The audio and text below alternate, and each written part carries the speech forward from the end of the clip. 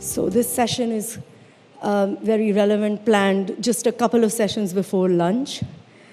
Golu, Gappu, Hathi, Motu, Tuntun, Fatty, Tank, Solid, Rolu, Laddu. Cute nicknames for people suffering from being overweight. But would you tease people suffering from cancer, autoimmune, Bell palsy? No. It's because for so long, obesity has been treated like a character flaw, a lack of willpower, a sign of laziness versus a disease. Even World Cup cricket captains are not spared. Finally, there is a narrative to recognize that the rise of obesity in the rates that they are going, we will have 1 billion people in 2030, cannot be a global loss of willpower. Are we ready to call it a disease and prevent it? To talk about this and more, I have the great pleasure of introducing the MD of Novo Nordisk India, a global healthcare company recently in the limelight as makers of Ozempic and Wegovy. And if you do not know what Ozempic is, please check your pulse, because it has been setting the pharma market on fire. It is the medicine or the injection that people are taking to lose weight without much pain. It's also known as the skinny pen, and it's leading to dramatic weight loss. What used to be the celebrity's best kept secret is now out in full glamorous glory on the red carpet. What we are seeing is, I think, a historic inflection point in the treatment of obesity. So now can I please welcome Vikrant to help me answer these questions and more.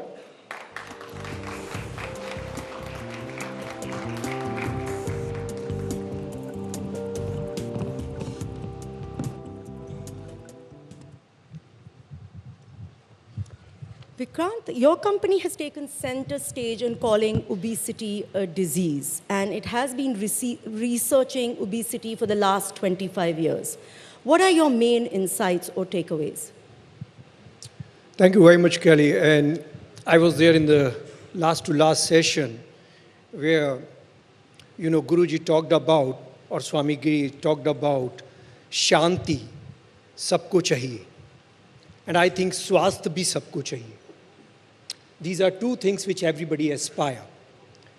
Now, obesity, when you actually look at it, 40% people are either obese, overweight, or having a central or a visceral obesity. Now, it's so common that it's very uncommon to see somebody having the right BMI. Something which is so common, how that can be a disease, right? Okay. But you look like somebody who has a pretty good BMI, unless you are on Ozempic. I do have a good BMI, but let me tell you, it is a phenomena called as thin fat Indian. So I do look thin, but bring a person who is 67 kg weight, who is a Caucasian, European, and if you measure the fat, which is abdominal or a visceral fat, I will probably have 23 or 24% fat, while a Caucasian will have only 16 or 17% fat. Wow. So that's basically a little bit of a genetic predisposition. So when we look at it, about it, calling it as a disease, and it's not only me who is calling, it's the WHO which declared in 1994, it's also US, Canada, UK. Many of the governments have actually declared it as a crisis, as something which is a disease. Now, disease is something which is an abnormality. This is a metabolic abnormality with excess fat and adiposity. This, if it was as easy as an energy balance, like you eat less and you exercise more, or you exercise more and eat less, then I guess all of us would be in good shape and size. I'm very sure Raise your hand, who would have struggled by keeping the weight? At least I tried losing my weight 1 kg. Believe me, I lose in 7 days 1 kg, and it takes me only 1 day of partying and it comes back. So it's like something more than just an energy balance. It's a phenomena. We also say, is it a brain disease? Because people don't want to eat, but then they will eat. Now we have a lunch after this session, right? You'll be watching everyone's plate, right? Everybody will count their calories. I assure you that. They will be taking it. They know that they should take this or not take this. But I'm very sure the hedonic pleasure of eating will take over. And people who are designed to eat will eat. People who are not designed to eat will not eat. So that is why it's not the phenomena of just an energy balance, satiety or hunger.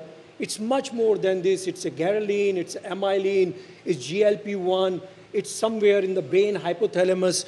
It's a mix. We call it, believe me, we call it blood hemostasis is far more easier than the weight hemostasis. We know when we get cut, we get a clot. That's the way, blood hemostasis. But when you really look at the weight hemostasis, it is extremely difficult to control. So are you saying that these are internal cuts of some kind which lead us to eat more? Yeah.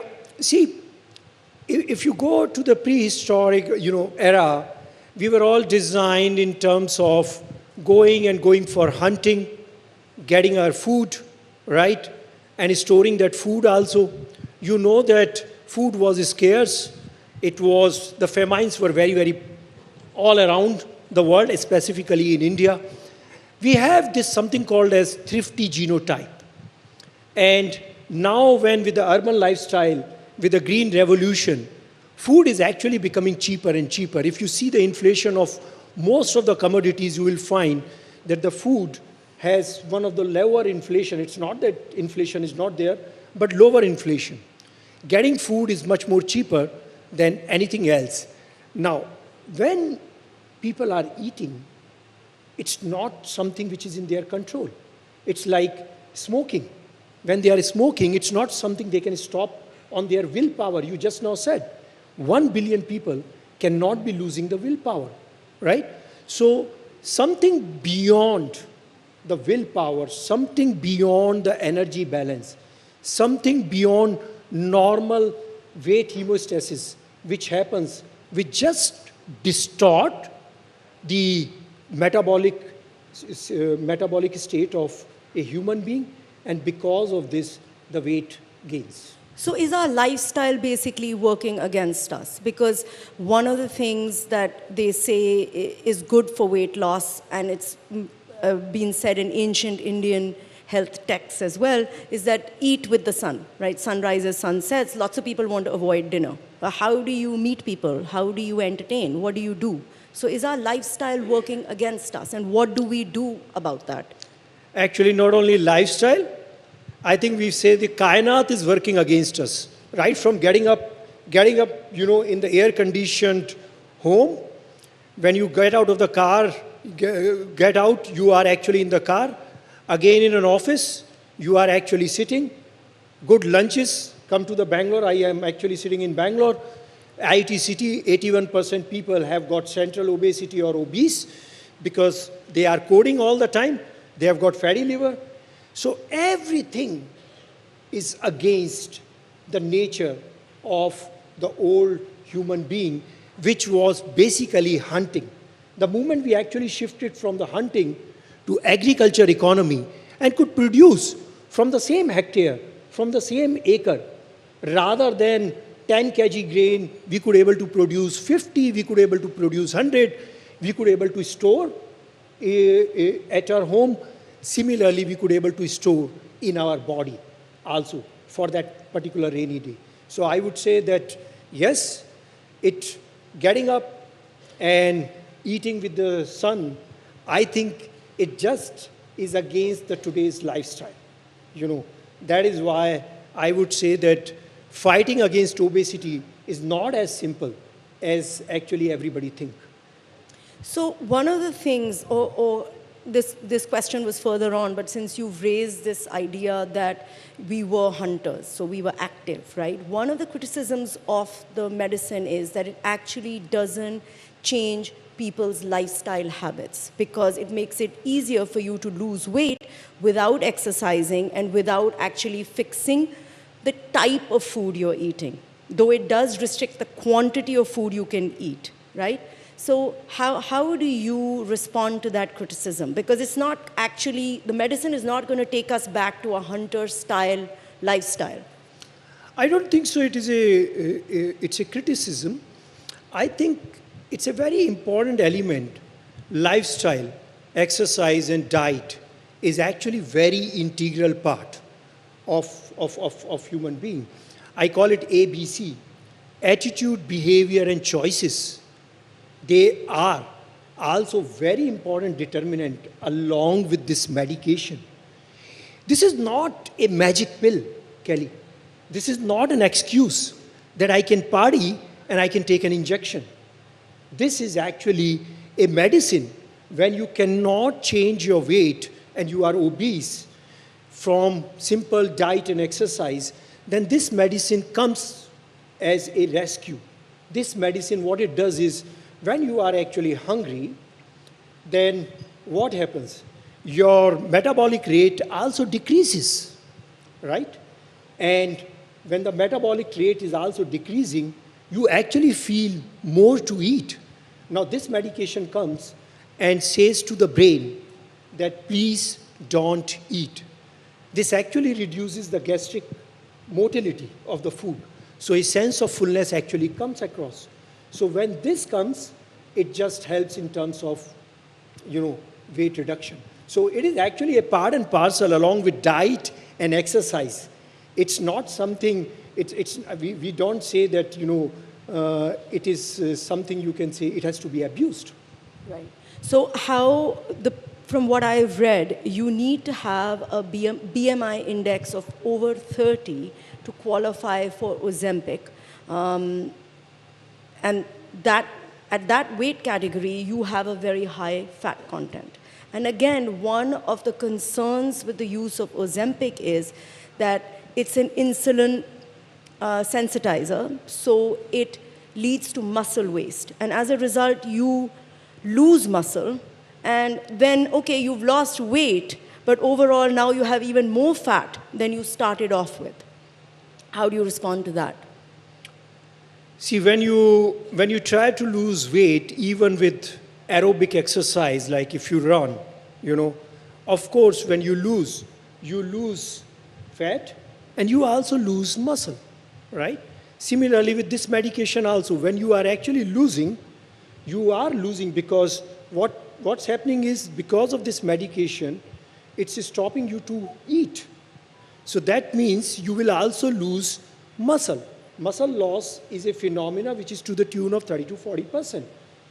And that muscle loss is a part of it. But what is very important is the patient should be in consultation with nutritionist, with a doctor, because nutrition is also a very integral part of it.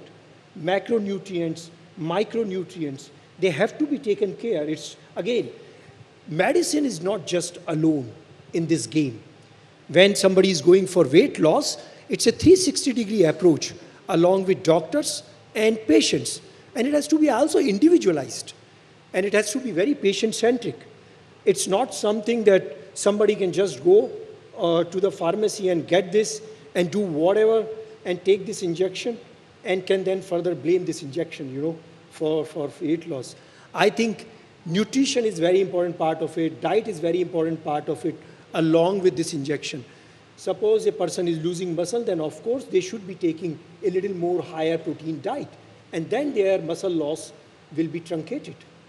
So lot of celebrities don't talk about being on Ozempic. And this is one of the concern areas. I'll come back to that. But what I want to ask you is that, does that mean that when you are taking the medicine, you should also be taking in a lot of supplements and a lot of vitamins to then counter the dramatic weight loss and loss of nutrients? I think the answer which I can give is not all the patients are same, right? And it is basically somebody might have a B complex deficiency, they might just have to take B complex. Somebody having an osteoporosis, then they might have to take vitamin D. So they have to supplement with their individual condition. Obesity most often doesn't represent alone. Obesity often represent with other comorbidity conditions like hypertension, diabetes, fatty liver, right? Even the brain disorders, cardiovascular disease, osteoarthritis, and infertility. So it is often present with many of the comorbid situations. Many of the time, 50% of the people have got hypertension. Can you imagine? Osteoarthritis is again, range of 50% people have got osteoarthritis. 21% people have got diabetes along with obesity. So it's never alone. So it has to be taken individually with the patient. And of course, many of the time, the nutrition supplement might be required. So actually, this is one of the things that people are saying, that this medicine doesn't just lead to weight loss, but it can also solve multiple other problems that you're facing. It is now being seen as a solution to a lot of neurological diseases, addiction, heart attacks, cardiovascular problems. Are some of these claims exaggerated? Like it's just becoming like the new miracle drug for everything? No, first of all, it is actually definitely not a miracle, because I think there are evolutions which are happening even in the therapy. There are definitely going to be more and better medications. Science as of today is known, and that is what is available. Now, when we look at this particular disorder, and could you please just focus on the question, what exactly? Yeah, so the question that I'm asking is that when you, even I've forgotten the question now. Yeah. We both need to take Ozempic, Yeah. so neurologically we can be better. Yeah, No, it's a cure for many of the disease. So let me tell you that obesity is the precursor or the reason, directly or indirectly, for 229 diseases from head to toe, including depression, anxiety, gout, osteoarthritis, thyroid, CVD, diabetes, hypertension, you name it, and infertility. Now, this independently is one of the risk factors. So when you try to reduce weight, and we have seen when you reduce even 5% weight, your glycemic level reduces. The blood pressure reduces. With 10%, you can actually delay and avoid type 2 diabetes. You can avoid fatty liver. At 10 to 15% of the weight loss, you can actually start looking at a little bit remission of type 2 diabetes. Are you saying that most people here should be taking this medicine? No, I am not. But what I can definitely say is that we were not knowing how much the demand could be. We are actually, Novo Nordisk is basically the powerhouse of protein chemistry. For 100 years, we have been manufacturing insulins.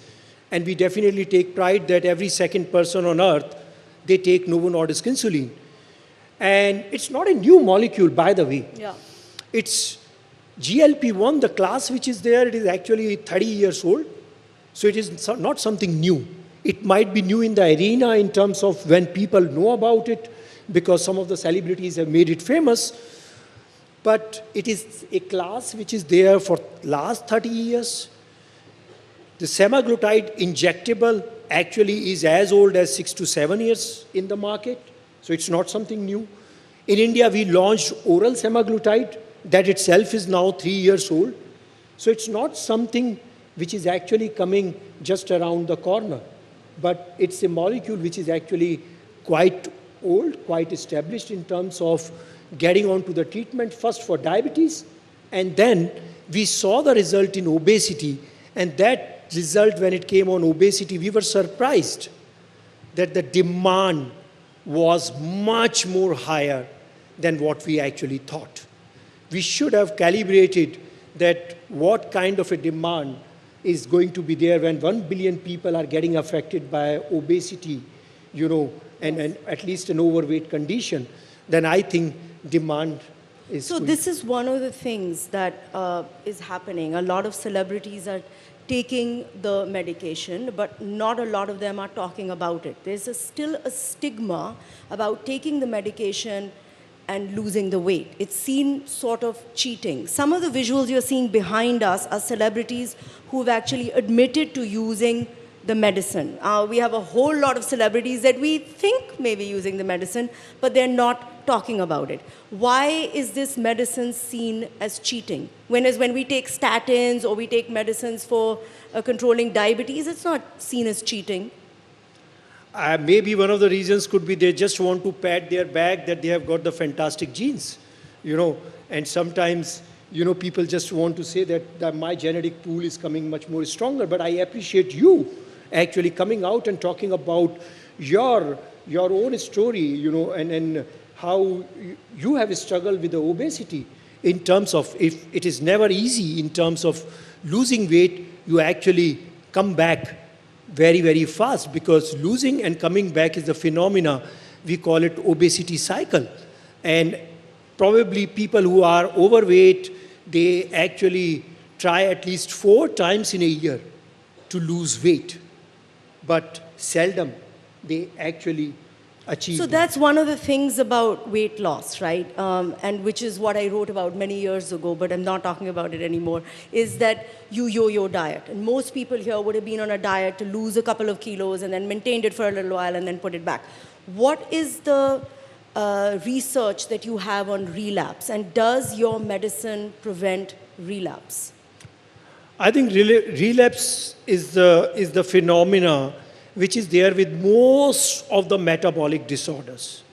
I'm sure that many of you who can relate with diabetes or hypertension or thyroid, when you don't take medication, what happens?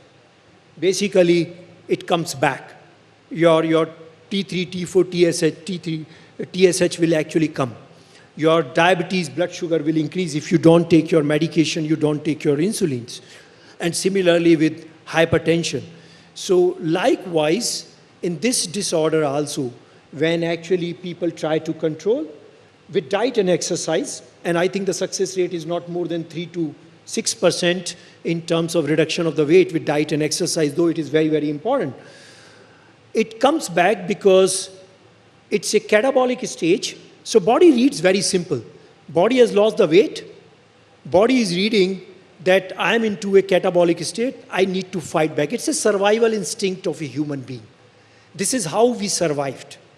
When we lost weight, body tries to come back so strongly. So what have all these diet food companies and nutritionists doing then? Just cheating us?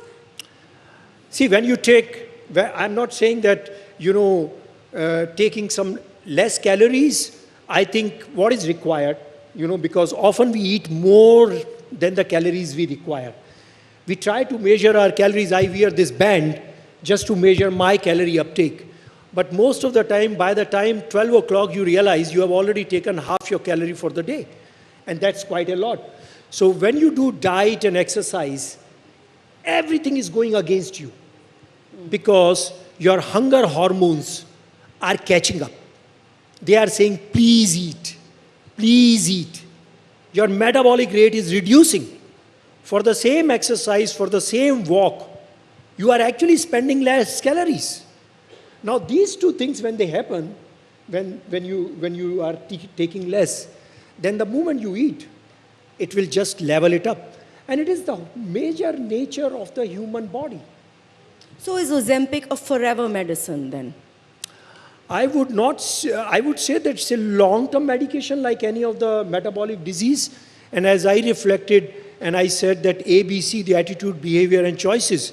Of course, when you take the help of a medication and you come up, you reduce your body weight. And if you are one of those people that who have got the willpower to stay, and you also get motivated, because people also get motivated when they reduce the weight, I think then they can probably, go to their doctors and find out the individual, or you can say the flexible way of what is required. Because one of the issues is that if it's a forever medicine or a long-term medicine, then do we know enough about the side effects if you're taking it for such a long period of time? Some people have come up with blindness, pancreatic paralysis. These are very serious side effects, not like vomiting and a little bit of diarrhea or dizziness or tummy aches. People are okay with that, but they're concerned about the most serious side effects, like how small a percentage is that, and are you worried about the long-term effects? Has there been enough research around the long-term use of these medicines? Yeah, first of all, I think it's very important to see that how the medicine comes into the market. Medicine comes via the careful evaluation of phase 1, phase 2, and phase 3 data. And particularly the semaglutide molecule has gone under extensive clinical research in phase 3, and these authorities like US FDA, Europe, EMEA, or Canada or Japan, and also Indian authorities, they carefully evaluate the entire data for the benefit and the risk profile of the medicine. When the benefit outweighs the risk, that's the time medicine comes. Nonetheless, that data is already there. And then we have got post-marketing data. With all these data, we actually submit something called as a safety update report to the authorities. And when we submit the safety audit report, everything gets reported. While these incidents are there, they are not many in terms of the medicine for the benefit and the risk profile which is there. And that is why medicine should be prescribed by a doctor, because doctor can make the choice along with the patient choice whom it fits very well. Because otherwise, if the patient just go and take, they can do a mistake. So one of the things that's also happening is like people who don't necessarily need to use the medicine are using it. A lot of the celebrities, right? And we had a small moment of body positivity where more normal sizing was acceptable. And now again, you see on the red carpet that we are back to super skinny, right? Is this medicine going to put unrealistic pressures on society again? I think while I am worried about this unrealistic pressure, I am actually more worried about the pressure and you can say, the health of the nation in terms of the obesity. Because obesity is much more a larger problem than what we expect. While some of the people, and I think the phenomena is that people who are thin want to further look thin. That may be in the fashion world, that is in the celebrity world, and we always put a caution that please do not use it over the counter. Go to your doctor. It is indicated above 27 BMI if there is a disease, or otherwise above 30 BMI. But the problem is actually the obesity. So, but on the people who are taking it unnecessary, we always put a word of caution, and I wish and hope that it can be stopped. So one of the things you said is the alarming rate of rise in obesity. We just had some of those numbers up on the screen. And we will have 1 billion people who are obese by 2030 and 240 million people in India who are suffering from being overweight and obese. How do you see that medicine being available to a larger audience? Because currently it is roughly $1,000 without insurance per month in America and about $30 per month with insurance. Do you think that you'll be able to provide this at a more reasonable number for India? The first issue which is coming across to us is that when we launched this medication, I think the demand was many fold than what we could actually produce. And you will not believe that 24 to 25 billion has been invested, $1 billion. That's almost the turnover of the pharma industry in India in terms of increasing the capacity of the production. When we invest that kind of an amount and when we invest in innovation, of course, the pricing is going to be benchmarked with the countries where it has been launched. But over the time when the usage increases, I'm very sure that over a period of time, and the important part is some of the people who can access this medication. Can I ask you one thing? If you treat a problem and a disease and delay the complication and hospitalization, which is going to cost manifold, that is more important, or treating obesity with this medication and preventing those complications and hospitalization, that is more important. So access, of course, when we launch is going to be a little bit of an issue because the pricing is going to be benchmarked with the world. But I wish and hope as the consumption increases over a period of time, the access becomes much more larger. Well, you're lucky here that we have a prime minister who's taking this very seriously and has actually appointed anti-obesity ambassadors who are looking at this problem that we are facing as a country, and we will be dealing with it, I think, on a larger public level as well as on a personal level. Thank you so much for being with us. Our time is up, but before you leave us, maybe you would like to give everyone one tip that they can follow for lunch today, and that they can take it away with them before the medicine launches, because Ozempic isn't actually available in India yet. Right. The only thing which I say is prevention is far more easier than curing it. So act sensibly when you eat, what you actually do as an exercise, and also when you need, please visit your doctor. Treating is far more easier nowadays than earlier. So we are all going to be watching your lunch plate today. Thank you so much. Sure.